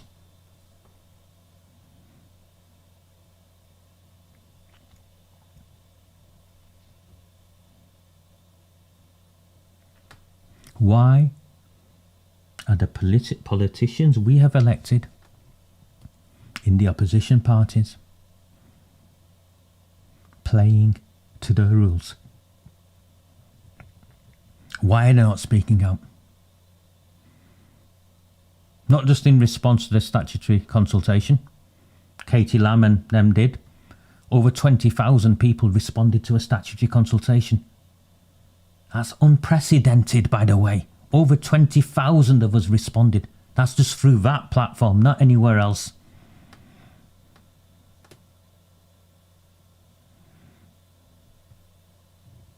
Raja, hold your horses. Once the National Inquiry's terms of reference are released, and they should be released this month, we'll see where they are and we can go at it again. Fine. Let's wait.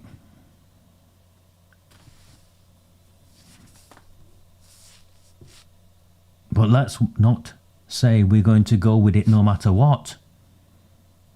Let's lay the marker down. So far, you have failed on these occasions. You resisted the National Inquiry and tried to sell us 5 local inquiries with non-statutory powers. When you were forced to agree to a National Inquiry, you then set up a survivors panel to try and widen the remit of the inquiry so it wouldn't just look at the grooming gangs but child protection, child failings in its widest context, until the survivors quit. You tried to appoint a Labour Party activist who was a police officer as the chair, and that collapsed after we exposed it and fought against it and showed how he was a Labour Party activist, weren't you, Mr. Gamble?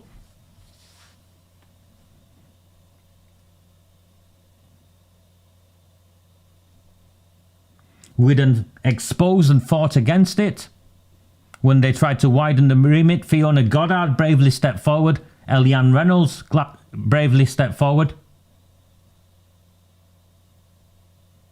And then you appointed a Labour Party baroness anyway. And the draft terms of reference exclude looking at the religious and racial motivations of the perpetrators, and it excludes identifying those involved in the cover-up.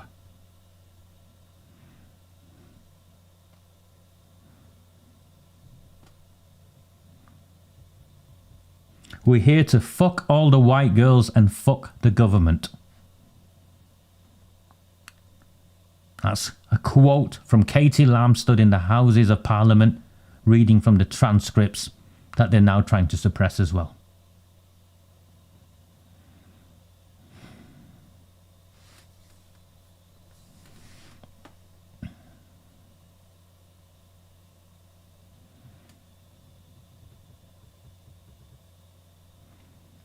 We know it's going to be a cover-up.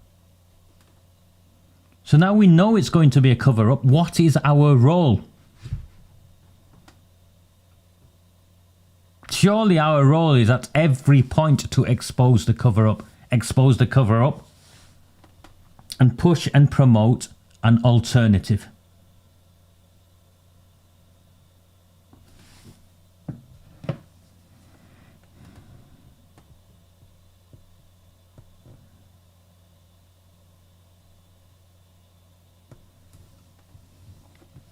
1,250 of you with me this evening. My transmissions were meant to get shorter to an hour. We've got a little bit longer here. Let's carry on.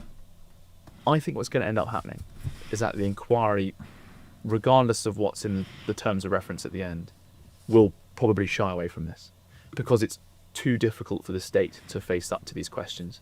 It challenges the broader multicultural project a bit too intensely. I think it will probably fall on journalists and hopefully some academics who can step up to this challenge now, having either played a role in denigrating this issue or ignoring it so far. This is a big opportunity for this work to be done. I know I'm going to be working on it over the next few years. Journalists and academics.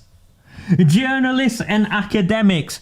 Who the fuck has been fighting this? It's been campaigners on the streets. It's been survivors who've rolled their sleeves up and said no more. It's not been journalists and academics. It has not been journalists and academics.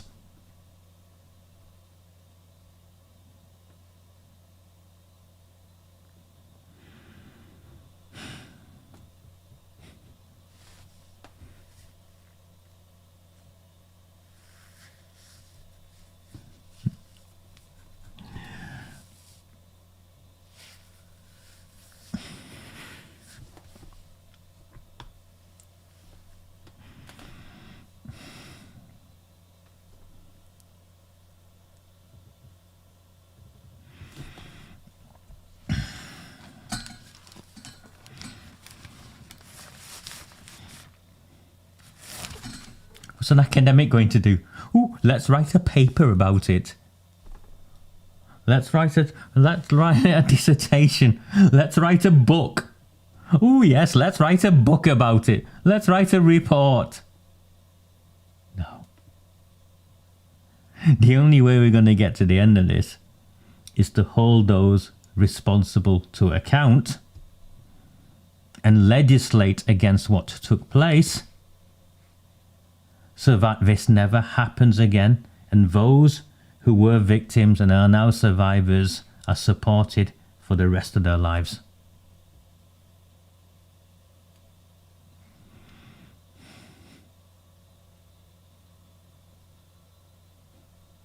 Journalists, academics.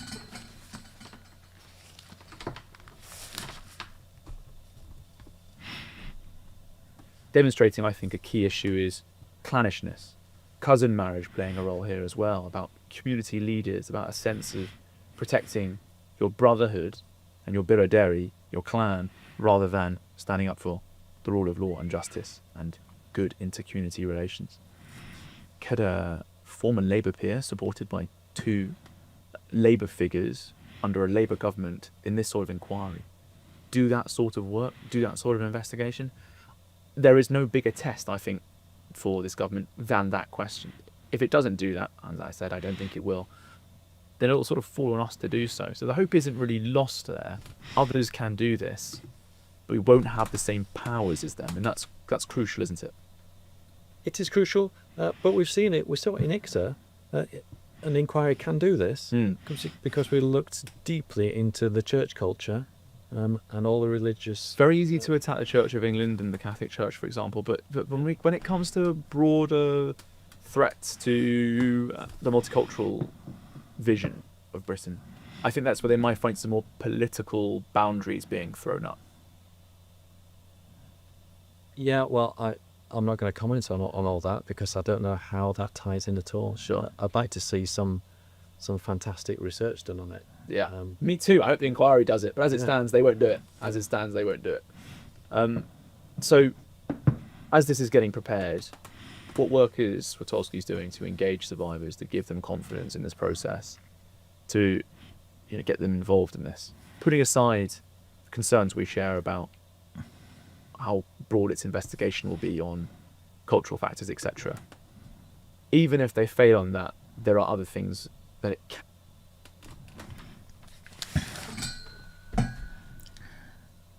Where did they get the Biraveri stuff from? Where did they get all of that from? Where do you think they got all of that from?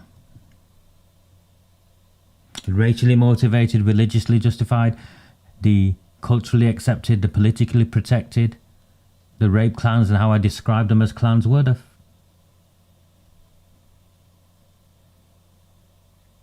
do you think they got it all from?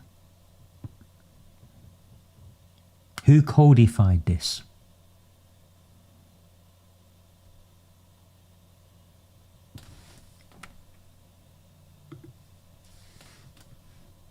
Who helped people get away from just shouting and screaming, let's blame all the Pakistanis or the Muslims or whatever? Who actually demonstrated the wide landscape of this? Which academic did it? Tell me, please. I'll go and buy the book.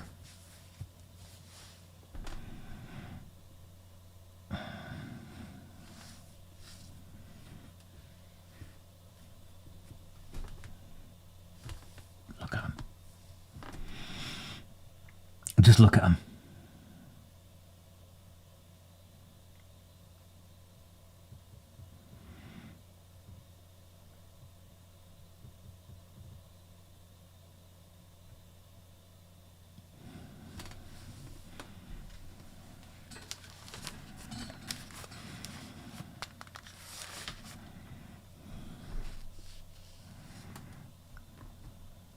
And succeed on very seriously.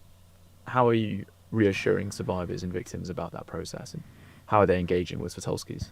So the women that we represent and will inevitably represent in the future need to know that they can engage with the inquiry, that they could become core participants. That is the status given to people who have been affected by all this and who can give really useful evidence to the inquiry.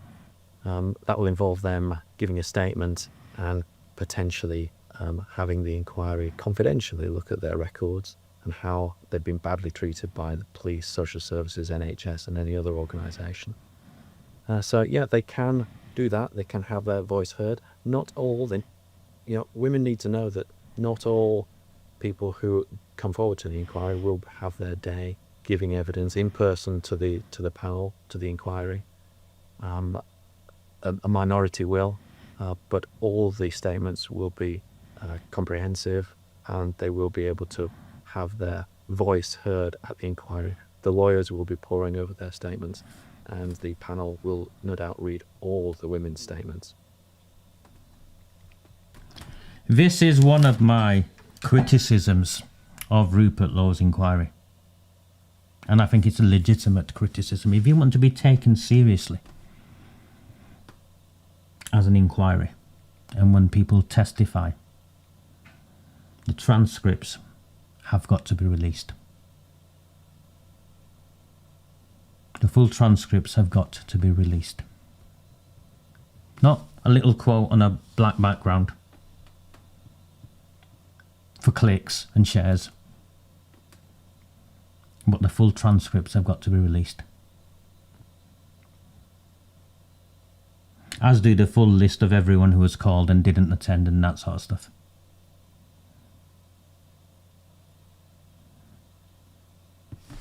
I think that, mate. I think that. And for those of you who are new on this journey with me, my promise to myself and all of my friends once this ends, I want nothing from this other than to go and sit on a park bench with a cheese sandwich and a flask of tea and watch some children play on the swings and know that when my time came, I was able to try and be the difference that I needed to be. So I want nothing out of this.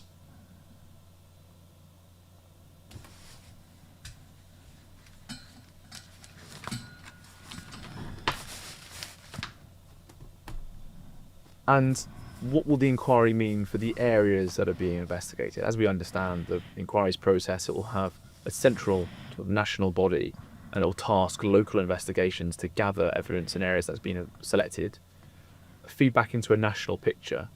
What happens in those local areas? Let's say Bradford is selected, which I think we both belief absolutely has to be selected. Oldham's already down, but Bradford has to be next. What would happen to Bradford Council or the police division within Bradford, the health workers, other elements of the local authority? What do they need to do and what can they expect and what sort of evidence will be gathered? So, as well as women who have been affected becoming core participants, the organisations such as Bradford Council, such as West Yorkshire Police, for instance, if we're taking Bradford as an example, will be examined. They will be core participants also. They will be expected to give up all their documents to the inquiry, all the relevant documents, and they will be poured through. And lawyers will be selecting case studies, basically, to show how well or how badly Bradford Council and West Yorkshire Police have done at tackling these things. So all that stuff that is currently secret from the public will be made public, and it will be, I predict, it will be extremely embarrassing for the police and for the councils, because they're, in my view, the evidence to date that's come through my work and the work of the police in open courts shows that the local authorities and the police have just really not tried to tackle this for a long time. They've neglected their duties. Yep. To be frank. Absolutely. Well, when we hear of this process that's going to take place and the embarrassment that these organisations might feel, what are the victims and survivors that you are supporting and that I work with to share their stories and to get more focus on this? They welcome, obviously, criticism of these authorities, but what they really want is accountability. They want people who are responsible for this to suffer penalties accordingly. What hope is there for that taking place in this inquiry? This inquiry won't provide accountability. It doesn't have the power to. All it has the power to do is to get hold of witnesses and documentation. National inquiries, in the terms of reference, according to the law, have the power to recommend prosecutions. It's written in the actual documents. They never have. Which is why, and I'm going to pause it here, because I've heard enough. There's 10 more minutes of this, but I've heard enough.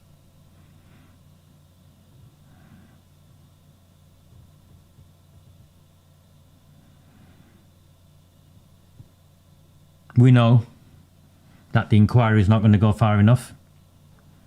We know it's a containment exercise.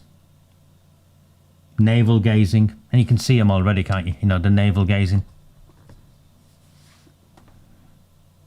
Getting excited about reports and the bits of paper that haven't been shredded.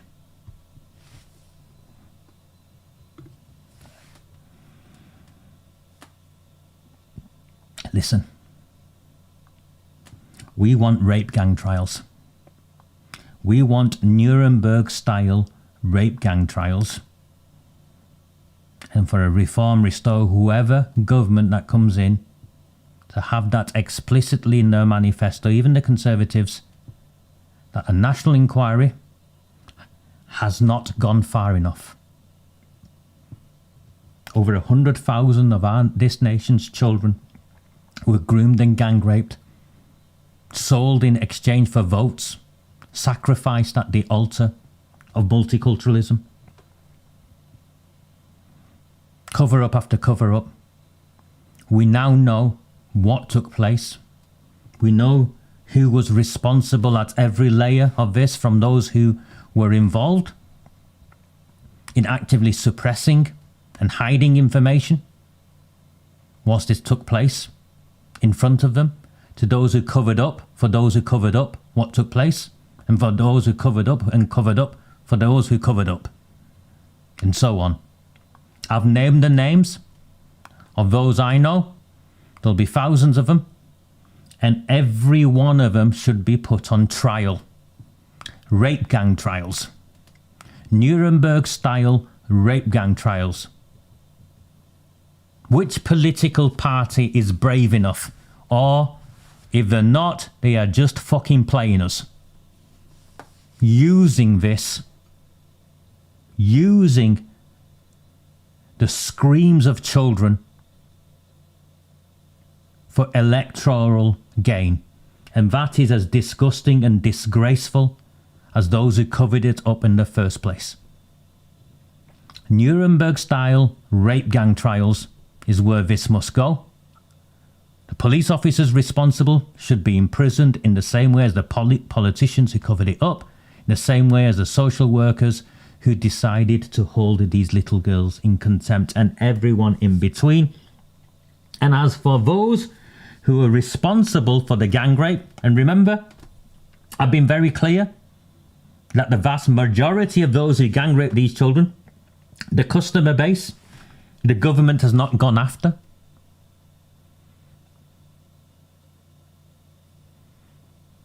And they've pretty much got away with it. Well, those we can go after and those we can prosecute, we take absolutely everything off them. And furthermore, knowing that the vast majority have got away with it and they are Pakistani or Bangladeshi or Muslim, what we have to do is cut all foreign aid to these countries and redistribute every last penny of the hundreds of millions we give these fuckers to supporting our survivors in our nation. It's not a difficult pledge. It won't cost. In fact, it'll win you votes, won't it? It will win you votes. And then knowing that it is men from these countries that committed these crimes and they've got away with it, we introduce some of the most severe visa restrictions on these people. And we deport every foreign national from these countries who are here. En masse. Every foreign national. And that's where I'm different from Restore. Because the UK nationals are our problem.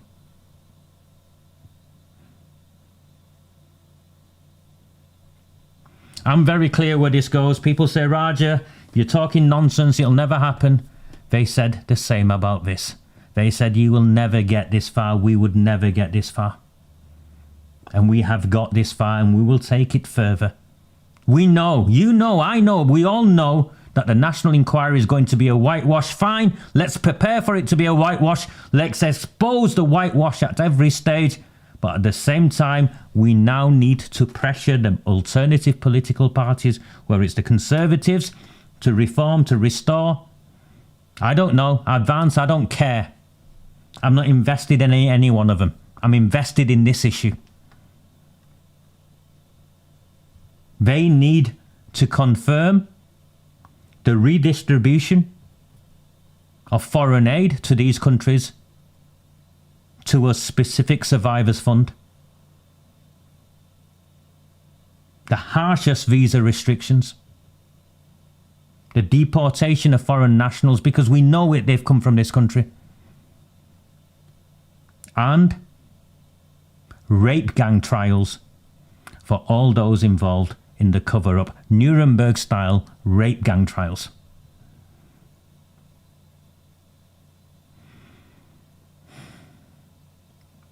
If you are new to me, they have locked me up for this. Those that govern this nation have made the phone calls and I have been locked up for campaigning to put an end to the gang rape of children. And it is likely that they will imprison me again. It will not stop me. It should not stop you. And all I can ask you to do to support me, because I don't want to see a single one of you in prison with me. I'm prepared to take all those risks myself. All I ask you to do is sign up to the work. It's completely free. Someone sent me something today that Matt Goodwin's got a Substack with 90,000 followers and he makes £30,000 a month from it. All my work is completely free. There are many months, the majority of months on this, I've not even made £300. So please, if you find value and can afford to do so, please, please, please sign up with a paid subscription to Redwall and the Rabble. It's the equivalent of 75 pence a week. You can pay for the full year if you want. And you can pay a little bit more if you want. But I'm 100% community funded. You can see the difference I make. You can see the value I bring.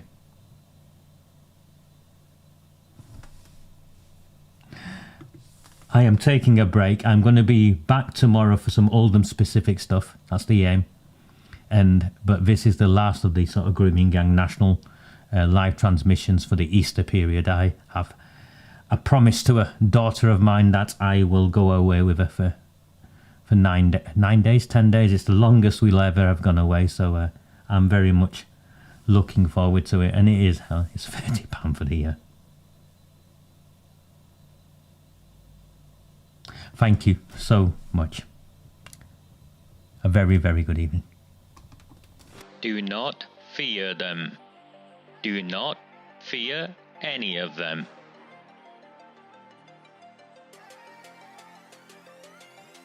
Do not fear them. Do not fear any of them.